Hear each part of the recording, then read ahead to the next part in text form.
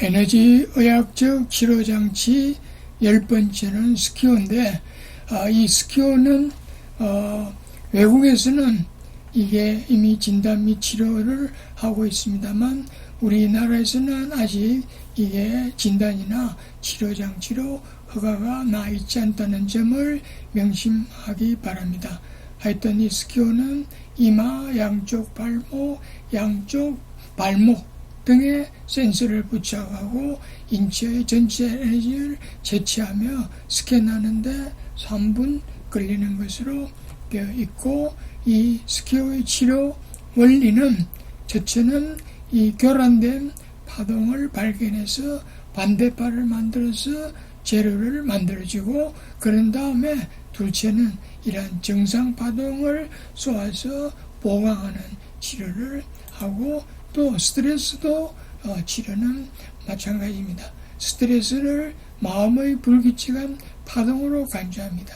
사랑, 감사, 기쁨 등은 이런 깨끗한 쌓인 파인데, 공포, 분노, 그다음에 슬픔, 걱정, 비애 등은 이런 불규칙 파동으로 간주하고, 그래서 이러한 불규칙 파동, 마음의 파동, 스트레스가 발견되면은 그 반대파를 만들어서 제로를 만들어주면은 치료가 된다는 이론입니다.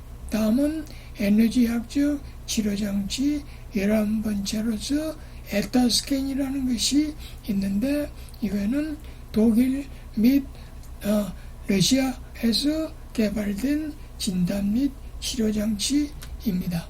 이 에타스캔의 원리를 보면은 이분이 환자고, 환자의 머리에 헤드세트를 이제 차고, 헤드세트를 통하여 환자의 뇌 에너지장을 여기시킵니다. 그러면 이 여기된 뇌 에너지장을 여기서 레이저광이 쏘아서 이 환자 뇌 에너지장을 채집된 이 환자의 에너지 정보는 이 박스로 오게 되면은 이 박스에서 웨이브 정보와 디지털 정보로 바뀌어서 소프트웨어로 전송하게 됩니다.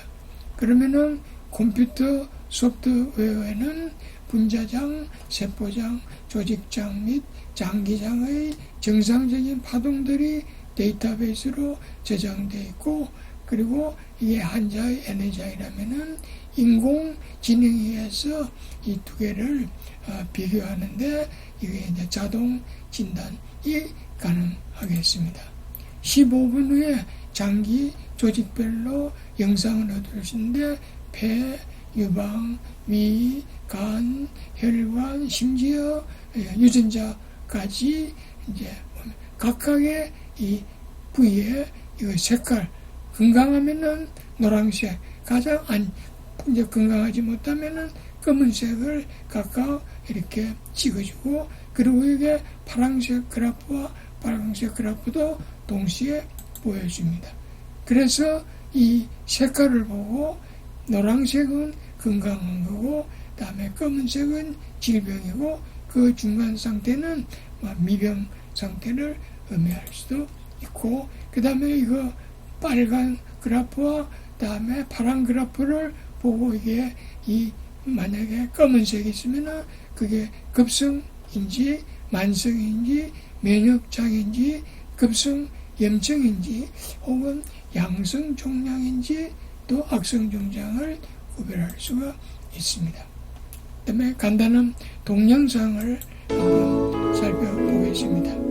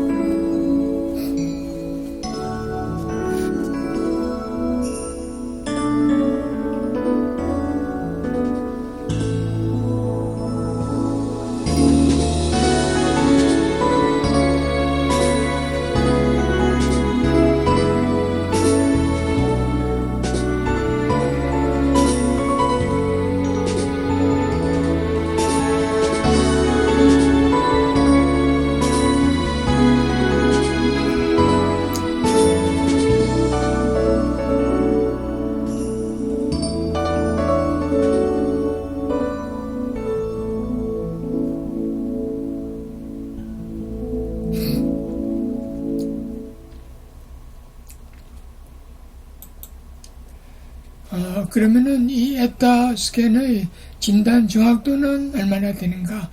MRI와 비교했을 때 약 80% 정도로 알려져 있습니다. 지금 이쪽이 MRI 사진인데 여기에 척추에 이런 혹이 종양이 있을 때 에타 스캔에서 이 부위에 검은색으로 나타나고 콩팥에 이런 종양이 MRI에서 종양이 있을 때 에타 스캔에서는 여기에 검은색으로 나타나고 또 뇌에 MRI가 이런 종양이 있을 때 에타 스캔에서는 이런 검은색으로 나타나는 걸 볼 수 있습니다. 에타 스캔으로 치료가 가능한데 문제가 있는 부위가 발견되면은 정상 기능 정보가 데이터베이스로 저장되어 있기 때문에 이를 이용해서 치료를 해요. 그래서 검은색으로 되어 있는 것을 치료를 해서 갈색으로 만들고 또 갈색을 치료해서 마지막으로는 여기에 노란색이 찍히게 반복해서 치료를 할 수 있겠습니다. 다음 에너지학적 치료장치 12번째로는 호베론이라는 게 있는데 앞에서 말한 에타 스캔과 비슷한 방법으로 진단 및 치료를 할 수 있는 장치인데 진단 방법이 매우 특이합니다. 호베론의 특이한 진단법을 보면은 환자가 집에서 디지털 카메라로 자신의 사진을 얼굴을 찍어서 인터넷으로 이 호베론 의료센터에 전송합니다. 그러면은 호베론 의료센터의 의사는 전송된 환자의 얼굴 사진을 PC에 띄웁니다. 의사는 이 사람이 의사인데 의사는 환자의 얼굴을 보는데 이때 의사의 시각적 정보가 의사의 시신경을 거쳐서 시각 중추로 전달되고 시각 중추에 전달된 환자의 시각 정보는 뇌의 에너지장에 전달됩니다. 의사의 여기에 뇌 에너지장에 저장된 환자에 관한 파동 정보는 이 헤드셋의 자기장 여기장치에 의하여 여기가 됩니다. 이렇게 여기된 환자의 정보는 역시 헤드셋에 의해서 수집돼서 무선으로 이 박스에 이제 전달되면은 이 박스에서 웨이브 정보가 디지털 정보로 바뀌어서 컴퓨터 소프트웨어로 들어갑니다. 그 다음 진단 과정은 앞에서 말씀드린 에타 스캔과 동일합니다. 다음은 에너지학적 치료장치 13번째로서 미국의 과학자 가필드는 바이러스, 세균 및 기생충 등은 고유의 에너지량을 가지고 있으며 따라서 이들 주파수에 대한 반대파를 만들어 소리 치료를 하면은 바이러스, 세균, 기생충을 박멸할 수 있다고 하였습니다. 이러한 방법에 의하여 바이러스는 3분, 촌충 및 해충은 5분, 진드기는 7분, 나머지는 20분 내지 30분 내에 죽일 수 있다고 하였습니다. 다음 에너지 의학적 치료장치 14번째로 미국의 과학자 훌다 크라크는 바이러스는 고유의 에너지장을 갖고 있으므로 바이러스 에너지장의 주파수를 데이터베이스로 만들어 컴퓨터에 저장할 수 있고 컴퓨터를 이용하여 바이러스에 의한 질병을 간단하게 진단할 수도 있고 또한 치료도 할 수 있다고 하였습니다. 따라서 지금까지는 바이러스의 배양이 매우 어렵기 때문에 임상에서 바이러스를 진단하는 것이 매우 큰 문제였는데 이 방법을 이용하면 임상적으로 매우 유용하게 사용할 수 있다고 하였습니다.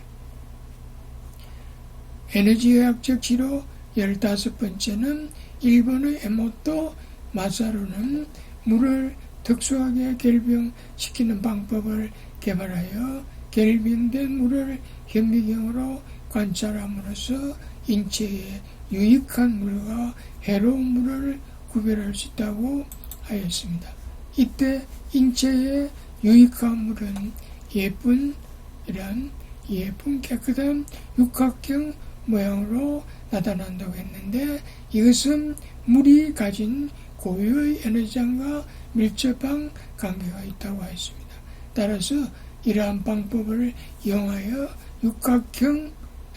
이런 육각형 모양을 하는 물을 마시게 함으로써 질병을 치료할 수 있다고 했습니다. 그리고 이러한 불규칙한 모양의 물은 피하라고 하였습니다. 다음은 에너지학적 치료 16번째는 라이프 웨이브 패치라는 것이 있습니다.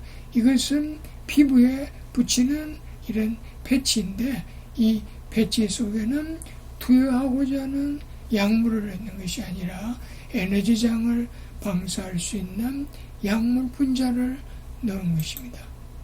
이 라이프 패치는 공명의 원리를 이용합니다.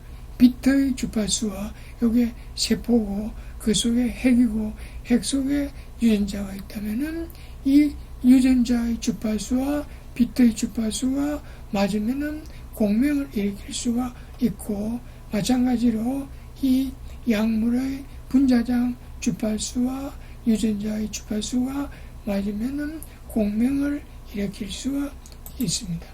예를 들어 항산화제인 그루타티온 패치의 내용을 보면은 이 패치 속에 그루타티온이라는 약물을 그냥 넣는 것이 아니라 그루타티온을 구조 변경하여 에너지장을 방사할 수 있는 그루타티온 분자를 넣은 것입니다. 그래서 분자장을 방사하는 패치라는 의미가 되겠습니다. 분자 에너지장 패치를 만드는 방법은 첫째는 나노 테크놀로지에 의하여 그루타티온의 분자를 구조 변형시킵니다. 이와 같이 구조 변형을 거친 분자를 패치 속에 넣습니다. 세 번째는 이 변형된 그루타티온은 여기 빛을 받으면은 마치 폐쇄로와 같은 역할을 하여 그 분자가 가지고 있는 파동을 방사하게 됩니다. 라이프 패치를 붙이는 위치는 양쪽 어깨, 양쪽 팔목, 무릎, 양쪽 발목에 경락이 흐르는 네 군데에 대칭적으로 붙이고 매일 여기에 하루 또 여기에 하루 이런 식으로 매일 위치를 바꿔가면서 붙이는 것으로 되어 있습니다. 분자 에너지장 패치를 피부에 갖다 붙이면 사람의 피부는 매우 미약한 자기장이 흐르고 있습니다. 그래서 분자 에너지장 패치를 사람의 피부에 갖다 붙이면 사람의 피부의 자기장이 반송파 캐리어 웨이브 역할을 하여 그루타티온의 에너지장이 변조되면서 인체에 방송을 시작하여 이 그루타티온의 정보를 인체에 전달하게 되는 것입니다. 이것을 방송하는 원리에 비하면 아나운서의 목소리를 고주파에 실려서 즉 변조시키듯이 그루타티온의 분자량을 인체의 자기장에 변조시키는 것과 비슷하겠습니다. 분자장 패치와 약물 패치가 다른 점은 패치 속에 약물을 주입하는 방식은 약물을 복용하는 것과 크게 다를 바가 없고, 그래서 약물에 의한 치료가 있지만 항상 부작용이 따릅니다.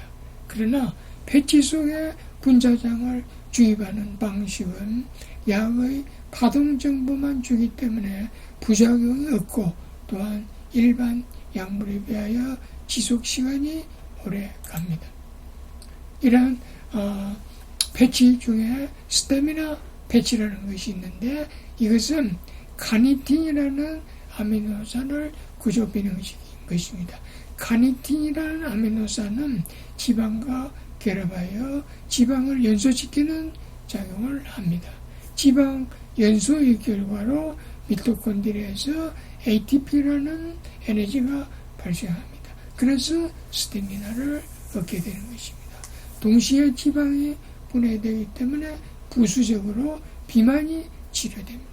여기서 놀라운 사실은 카니틴의 파동만으로 지방이 분해되어 연소된다는 것입니다. 스태미나 패치는 비만을 치료한다고 했는데, 예를 들면은 이런 비만한 사람이 3주 후에 10.5kg가 빠졌고, 이렇게 비만한 분이 패치를 붙인 후에 5주 후에 9kg가 빠졌습니다. 다음은 통증 패치가 있는데, 체열 진단기로 보면은 이렇게 통증이 심했는데 패치를 붙임으로 해서 통증이 사라지는 것을 볼 수가 있고, 또 수면 패치라는 것이 있는데, 이거는 눈 옆에 이부에 붙이면은 수면을 취할 수가 있고, 네 번째는 스트레스 패치도 있는데, 임상 결과에 의하면은 붙이기 전과 붙인 후에 스트레스 스코어가 유의하게 호전되는 것을, 좋아지는 것을 볼 수가 있습니다. 다음 에너지학적 치료장치 17번째는 광양자 치료법, 즉 광에너지를 조사해서 치료하는 방법인데, 이거는 첫날 제가 말씀드린 바가 있습니다. 간단하게 소개하면은 환자의 정맥혈에서 6분에 걸쳐서 60cc를 제어를 하고, 이것을 가공하는 바가 없이 그냥 그대로 자가수혈을 하는데, 이때 자가수혈할 때 여기에 광양자 치료기를 끼웁니다. 그러면은 이 수혈하는 동안에 이제 자가수혈을 하는 중에, 이렇게 환자에게 수혈하는 중에 이 치료기를 통해서 광양자가 피에 이제 손에 들어가서 순환하면은 치료가 되는 그런 방법입니다. 다음은 에너지학적 치료장치 18번째는 광수정요법. 이것은 광자를 공급하여 치료하는 방법인데, 광선을 수정에 쪼이면 광선은 수정의 격자에서 굴절되기도 하고 혹은 반사되기도 하여 결맞음이 높은 광자를 얻을 수 있어요. 여기에 수정이 들어요. 여기서 결맞음이 높은 광자를 얻어서 튜브를 해서 눈을 통하여 자극함으로써 치료 효과를 얻을 수 있으며, 이것을 광수정요법이라고 부릅니다. 에너지의학적 치료 19번째는 개우살의 요법이에요. 이것도 광자를 공급하여 치료하는 방법 중의 하나라고 할 수 있습니다. 독일의 생물물리학자 포프는 암이 380나노미터의 광자의 부족에 의해서 발생하는 것이며, 따라서 380나노미터의 광자를 보충하면 암이 회복될 수 있다고 생각하였습니다. 그래서 그는 암 치료에 좋다고 알려진 많은 물질을 대상으로 실험을 했습니다. 그 결과 개우살이라는 식물의 추출물이 암의 치료에 효과가 있음을 발견하였습니다. 그래서 포프는 유방암을 가진 30대 여성에게 개우살이 추출물로 치료하였는데, 놀랍게도 1년 만에 완쾌시킬 수 있습니다. 이것은 개우살이가 380나노미터의 광자를 많이 공급해서 암을 치료했다는 것입니다. 암의 개우살이 요법에 대해서 독일 의사들이 임상 연구를 한 바에 의하면 이거는 암의 일반적인 치료법을 한 것이고, 이거는 개우살이 요법을 한 것인데, 생존율이 보시는 바와 같이 아주 유의하게 이 개우살이 요법이 높았는데, 그 유의 수준이 0.0001이었습니다. 우리가 보통 0.001만 해도 유의 차이가 많다고 하는데, 0.001은 아주 월등하게 치료가 좋다는 것을 의미할 수가 있습니다. 다음에 또 계속하겠습니다.